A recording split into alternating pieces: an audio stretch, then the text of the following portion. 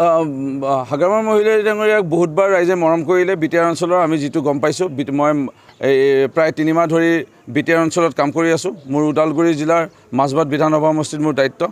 আৰু মই 5 নং চেৰপাং মণ্ডলে হওক, ৰৌতা মণ্ডলে হওক, ইয়াৰ লগতে ধনশিৰি মণ্ডলে হওক, মই বড়ো লোকসকলৰ মাজতে এই অঞ্চলতে মই ঘূৰি ফুৰিছোঁ। আদিবাসী লোকসকলৰ মাজত, বেংগলী সম্প্ৰদায়ৰ লোকৰ মাজত, মাৰোৱাৰী সম্প্ৰদায়ৰ, ইয়াৰ লগতে বিভিন্ন জাতি জনগোষ্ঠীৰ লোকসকলৰ মাজত ঘূৰি ফুৰিছোঁ।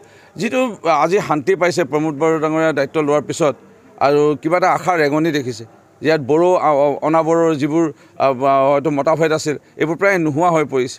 আজি বিভিন্ন ধৰণৰ আজি খেল মহাৰণ অনুষ্ঠান আয়োজন হৈছে, সাংস্কৃতিক মহাসংগ্ৰাম সকলোতে একেলগে চামিল হৈছে। প্ৰত্যেকৰ জাতি জনগোষ্ঠীৰ সন্তানসকলে একেলগতে চামিল হৈছে। সেইকাৰণে ইয়াত বাকযুদ্ধ চলি থাকিব, ৰাজনীতিত থাকিবই।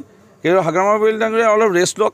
বহুত তেখেতে খেলিলে, এতিয়া তেখেতে অলপ ৰেষ্ট লওক। প্ৰমোদ বড়ো ডাঙৰীয়া দায়িত্ব পাইছেহে।